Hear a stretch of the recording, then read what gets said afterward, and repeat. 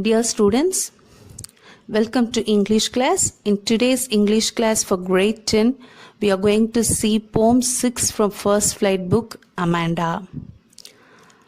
Amanda is a beautiful poem written by Robin Klein.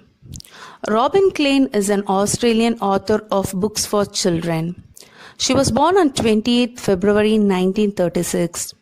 She was one of 9 children. She had her first story published at the age of 16. She worked in a number of jobs before becoming an established writer. Several of her books have been shortlisted for the CBCA. CBCA means Children's Book of the Year Award. Come Back to Show You I Could Fly. This book won a Human Rights Award for Literature in 1989. In this poem, Amanda, the poet expresses the view of a small girl, Amanda.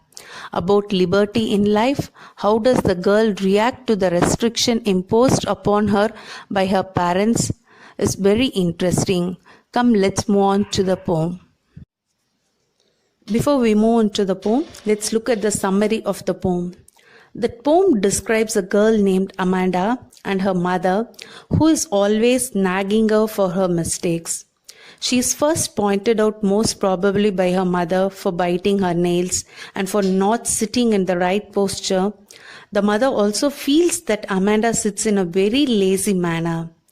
To this, Amanda, she imagines herself as a mermaid who lives a calm and relaxing life in the beautiful green sea. So this nagging was not stopped. She nagged for not cleaning her room and shoes and also for not doing her homework. So during this time, she imagines herself to be an orphan girl because she is now fed up of being watched by her parents continuously. She says that she would have enjoyed her freedom then by making the patterns of her bare feet on the sand and would live a peaceful life. Next, Amanda is scolded for eating too many chocolates as this causes pimples. She also scolded her for not listening to her mother. So now Amanda thinks of being a Rapunzel, a character from fairy tale, and wants to live a huge tower like her. In the tower, she will be alone and will live a peaceful life and will never allow anyone to come in. Finally, the mother asks her to stop being moody because she doesn't want anyone to blame her for harassing her daughter. At this time, the poet has not written any reaction from Amanda's side. This constant nagging has made her so sad that she has even stopped to imagine herself as someone else. She used to do so in order to escape for continuous harassment and dominance of her parents. So this is the outline summary of the poem Amanda. So you could have guessed what the poem is about. Now let's move on to the poem, stanza 1. Don't bite your nails, Amanda. Don't haunch your shoulders, Amanda. Stop that slouching and sit up straight, Amanda. There is a languid emerald sea where the sole inhabitant is me, a mermaid drifting blissfully. Once again. Don't bite your nails, Amanda. Don't haunch your shoulders, Amanda. Stop that slouching and sit up straight, Amanda. There is a languid emerald sea where the sole inhabitant is me, a mermaid drifting blissfully. So the word here, haunch, means bend, slouching, sitting in a lazy way. Languid, relaxed. Emerald, here in this poem it refers to green color. Inhabitant, resident. Drifting, carried slowly by the water. Blissfully, happily. Haunch, bend. Slouching, sitting in a lazy way. Languid, relaxed. Emerald, here it refers to green color. Inhabitant, resident. Drifting, carried slowly by the water. Blissfully, happily. So here in this poem we have two main characters. One is Amanda and the other one is her mother. So here the poet is describing Amanda, a little girl who is always pointed out by her mother for her mistakes. The poet says that the mother is pointing out Amanda for biting nails. which is a bad habit. Next, she asks her to sit straight without bending her shoulders. Amanda, who has a habit of bending her shoulders and sitting lazily, is being pointed out because her mother wants her to sit in the right posture. When she is being scolded by her mother, she imagines herself to be in the deep green sea. She says that she wants to be the only resident of this beautiful sea. So what she's doing, her mother, she keeps on instructing her to sit straight, to cut your nails, it is a bad habit. And next she's asking her to sit straight without bending her shoulders. And she says that always whenever she looks at her, she's sitting lazily. So this is being pointed out by her mother. So her mother wants her to sit in the right posture. So when her mother was giving all these instructions, what Amanda used to do was she used to imagine. She imagines herself to be in the deep sea. So the words which is given in the bracket, it's all imagination of Amanda. Okay, she imagines herself to be in the deep sea. And next she says that she wants to be the only resident of this beautiful green sea. So first what she's saying, she wants to be in a deep green sea. And next what she's saying, she wants to be the only resident of this beautiful green sea. Next, she imagines herself like a mermaid who is alone there and leads her life in a very relaxing way. So first what she's doing, she imagines herself to be in the deep sea. Next, she says that she wants to be only resident of this beautiful green sea. And then she imagines herself that like a mermaid who is alone there and leads her life in a very relaxing way. She says that she wants to be carried away by the current of water and feel the relaxing environment there. So what she's doing, her mother, she keeps on instructing her. First instruction given by her mother is stop biting nails, which is a bad habit. Next, she asks her to sit straight without bending her shoulders. And Amanda, who has a habit of bending her shoulders and sitting lazily, this is being pointed out because her mother wants her to sit in the right posture. So whenever her mother is giving instruction, what Amanda used to do is she used to be in the imagination world. So you could see in the poem line in stanza 1, you could see the words which is given in the bracket. This is all imagination of Amanda. So first she's imagining herself, she imagines herself to be in the deep green sea. Then she says that she wants to be the only resident of this beautiful green sea. Then she imagines herself like a mermaid who is alone there and leads a life in a very relaxing way. Then she says that she wants to be carried away by the current of water and feel the relaxing environment there. So now let's move on to the poetic device which is used in stanza 1. So you could see in the first line, don't bite, and in the second line starting you could see don't hunch. So the first line starts with don't and second line starts with don't. So the two consecutive lines starts with the same word. So it is anaphora. Okay, so don't, it's first line, it starts with don't, and the consecutive second line, it starts with don't. So what poetic device is used here? Anaphora. And next line you could see, don't haunch your shoulders. Okay, so don't haunch your shoulders means here you could see the use of vowel sound O is repeated here. So if the vowel sound is repeated here, so what do we call it as? We call it as assonance. Okay, and next third line you could see, stop that slouching and sit up straight. Here, yes, stop, the letter S is used in the first, and slouching, yes, and sit up, yes, and straight, yes. The yes sound is being repeated at the start of closely placed word. So it is alliteration. Okay, so next she's saying that she imagines herself to be a mermaid. Okay, so this is allusion. Why it is allusion is she has used a well-known imaginary creature here. Okay, mermaid is known to everyone, so she has used that creature here, so it is called allusion. And next, what is given here? Drifting blissfully. Drifting blissfully means she imagines herself. What she is imagining here, that she imagines herself to be in the deep green sea, and she wants to be the only resident of this beautiful green sea, and she imagines herself like a mermaid. Okay, so then she says that the current water that should carry her, and it should feel the relaxing. She must feel the relaxing environment there. So what is it? Imaginary. Okay, she imagines that as if she is a mermaid, and the current water should take her away in the should make her feel relaxing in the environment there. So it is imaginary. Okay, what is given here in the first stanza?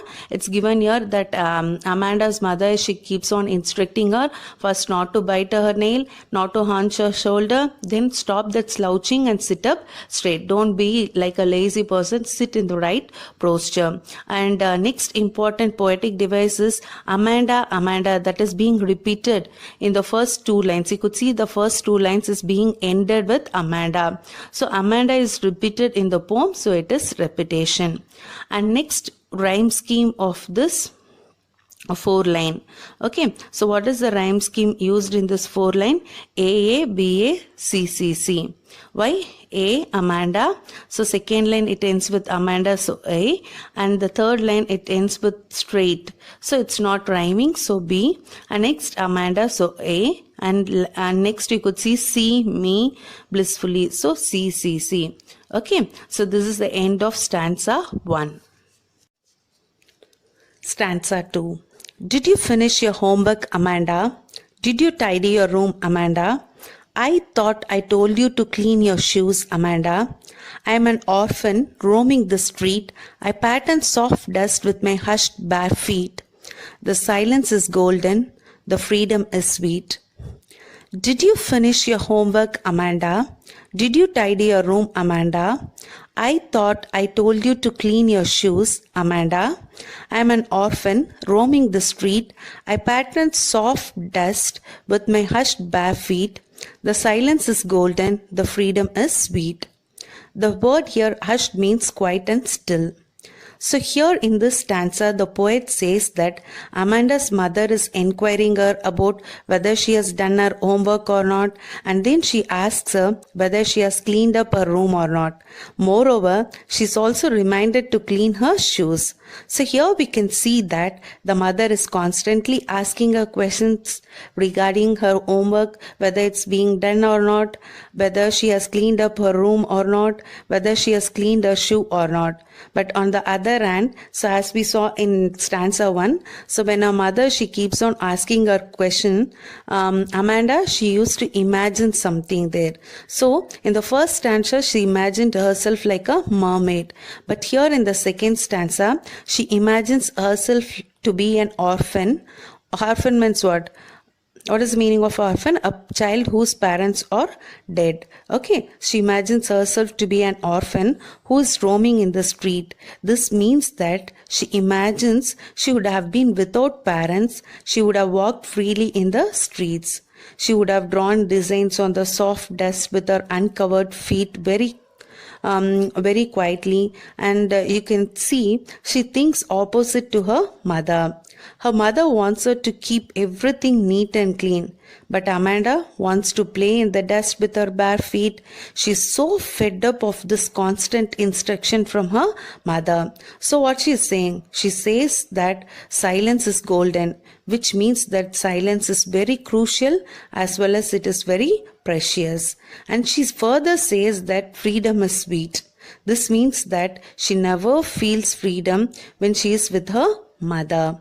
Okay, first what her mother is doing, her mother is inquiring her about whether she has done her homework or not. Then she asks her whether she has cleaned her room or not. Moreover, then she is also reminded to clean her shoes. So when her mother was constantly asking her questions regarding whether she has done her homework or not, whether she has cleaned up her room or not, whether she has cleaned her shoes or not. Okay, so the words which is given in the bracket in stanza 2, this is also imagination of Amanda.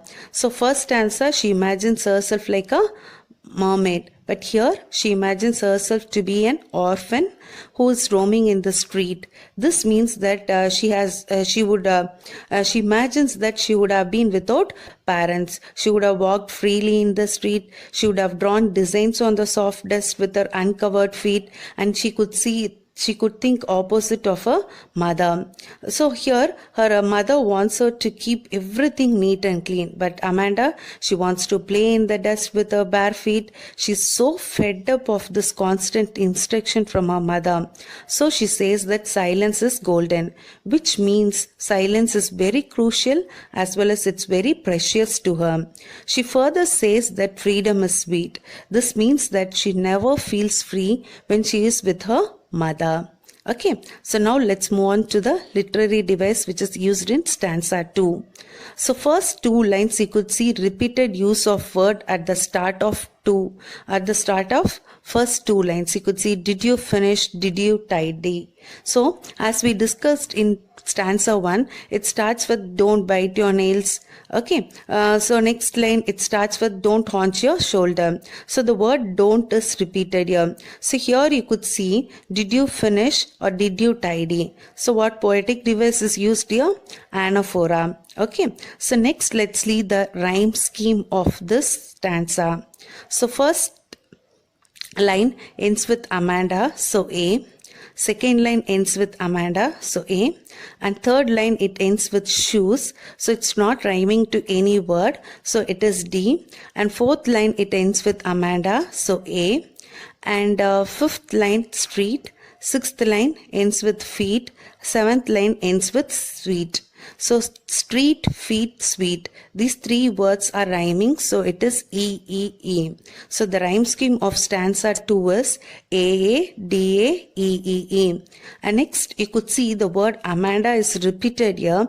So what poetic device is used here? Repetition. And next you could see assonance. Okay, so you could see what? Assonance. In which line? I thought I told you to clean your shoes. Here in this word thought, told, you, your shoes. So here in this you could see the O sound is repeated. So it is assonance. And next poetic device, metaphor is used here. So in which line? Silence is golden. So metaphor means what? Comparison of two dissimilar things. The silence is compared to golden here. So silence is said to be glorious like golden color. So it is metaphor. Okay, once again let's discuss the literary device. So first two lines it's repeated with did you finish or did you tidy. So it is anaphora. And the rhyme scheme of this stanza is A, D, A, E, E, E.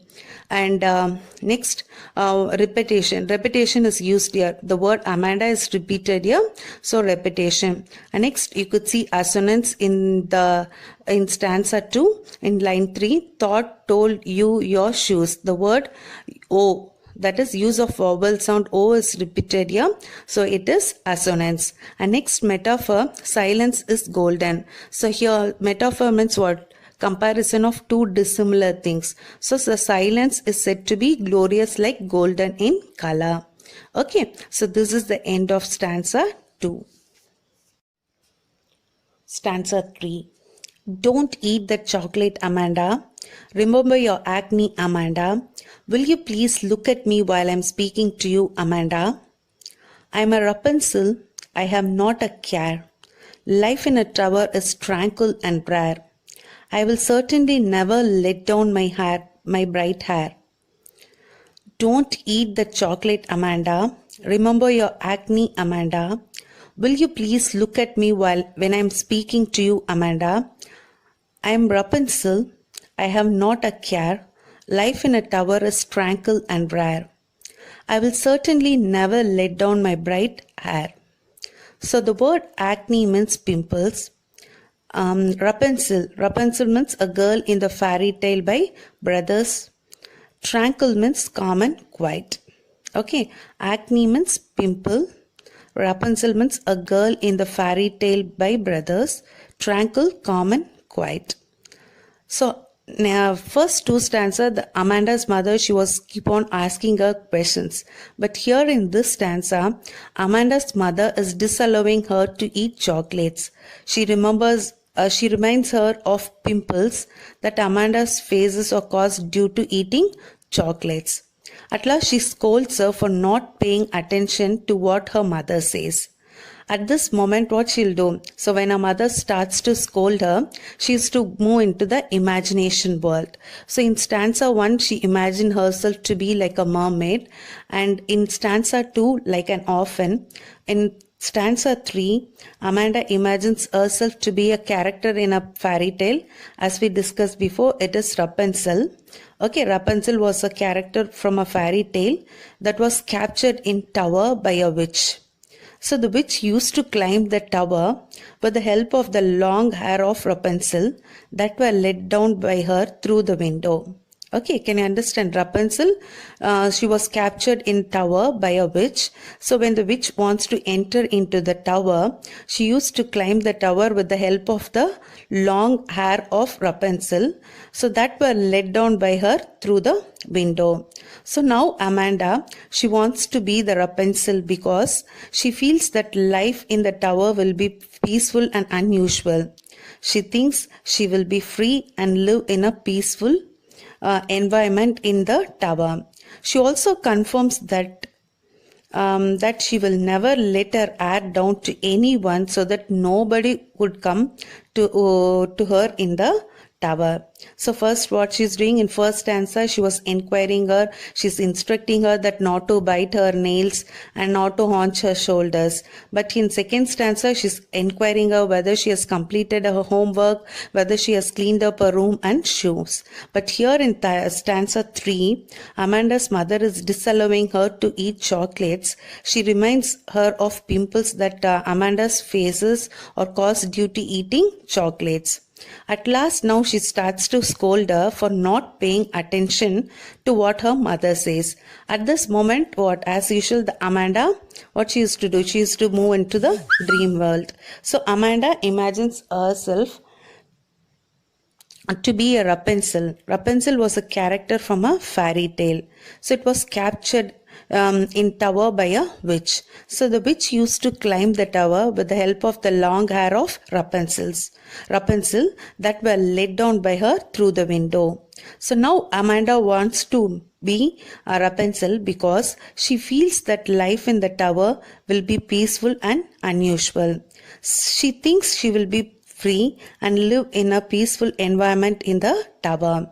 She also confirms to herself that she will never let her hair down to anyone so that nobody could come to her in the tower. So what she's doing, so Amanda, what she's saying in this third stanza, she wants to be a Rapunzel because she feels that life in the tower will be peaceful and unusual. Then she thinks that she will be free and live in a peaceful environment in the tower. So next she also confirms that she will never let anyone she will never let her hair down so that nobody could come to her in the tower. Okay, so this is the end of stanza 2. So now let's move on to the poetic device. The first poetic device is allusion. Allusion means what? Use of a famous fairy tale character. So which character is used here? Rapunzel. So in stanza 1 you have the same poetic device, allusion, because which word is here? Which character is used there? Mermaid. So here allusion because of what? Use of famous fairy tale character Rapunzel. And what is the rhyme scheme used in this stanza is Amanda. First line ends with Amanda, second line ends with Amanda, and third line ends with you. So you, it's not rhyming with any of the words, so it is F, and the fourth it ends with Amanda. So AAFA. So next you could see care, in fifth line, sixth line rare, and seventh line hair. So care, rare, hair. So it is rhyming. So AAFAGGG.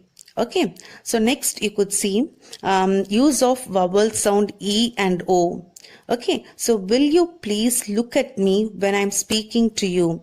So the word E, so use of vowel sound E and O is repeated here. So what poetic device is used here? Assonance. Okay, next repetition, as we know already, the word Amanda is repeated here. So what? Repetition. Okay, once again, allusion is used here because of use of famous fairy tale character Rapunzel. Next, the rhyme scheme is AAFAGGG. Amanda, Amanda, you, Amanda, care, rare, air. Next, use of vowel sound E and O is repeated here. So it is assonance. And repetition because use of word Amanda. Stop that sulking at once, Amanda. You're always so moody. Amanda, anyone would think that I nagged at you, Amanda. Stop that sulking at once, Amanda. You're always so moody. Amanda, anyone would think that I nagged at you, Amanda. The word sulking here means be in a bad mood. Moody, unstable. Nagged, harass. Sulking, be in a bad mood, moody, unstable, nagged, harass. So here in this stanza, so first stanza, her mother instructed her. In second stanza, she enquired her. And third stanza, she did not allow her to eat chocolates. In fourth stanza, she warns her for behaving in a very odd manner. She asks her to stop being in a bad mood. She blames her of having such an unstable mood. She also scolds her by saying that her behavior will one day make people think that Amanda was constantly being harassed by her mother. So, here we can see that Amanda is always pointed out by her mother on every small thing, but she can't react to this. If she reacts towards this by getting emotional, her mother takes this against her sense of pride and scolds her that she could not behave like this as others would think that. Amanda's mother is very dominating towards her child. Amanda's mother, now she warns her for behaving in a very odd manner. She asks her to stop being in a bad mood. Moreover, she blames her of having such an unstable mood, and she also scolds her. For what reason? By saying her that her behavior will soon one day make people think that Amanda was constantly being harassed by her mother. So here we can say that though Amanda is always pointed out by her mother on every small things, but she can't react to this. If she reacts towards this by getting emotional, her mother takes this against her sense of pride and scolds her that she could not behave like this as others would think that Amanda's mother is very dominating towards her child. Okay, so then what she's saying, so usually she used to imagine, okay, whenever her mother shouts at her. But this time what she's doing, this constant nagging of her mother has made her so sad, she has even stopped to imagine herself as someone else. She used to do so in order to escape from the continuous nagging from her mother and also the dominance of her parents. Okay, here in this, her mother is asking her to behave properly, and her mother asks her to stop being moody because she doesn't want anyone to blame her for harassing her daughter. Okay, so at this time the poet has not written any reaction from Amanda's side. Okay, so you could see in the first stanza what she used to do when her mother starts nagging. What she used to do, she used to be in the dreamland. And next stanza also you could see she will be dreaming about something. And third stanza you could see that she dreams about the Rapunzel. And now here in this last stanza you could see that she's not doing anything. At this time the poet has not written any reaction from Amanda's side. So this constant nagging has made her so sad sad that she has even stopped to imagine herself as someone else. She used to do so in order to escape from the continuous harassment and dominance of her parents. Okay, so you could see in this poem that Amanda's mother, she keeps on instructing her. She's always first stanza she's giving instruction, second stanza what she's doing, she's keep on enquiring her, and in third stanza you could see that her mother is not allowing her to eat chocolates. Okay, so in this fourth stanza she warns her for behaving in a very odd manner. Okay, so now let's see what poetic device is used in this stanza.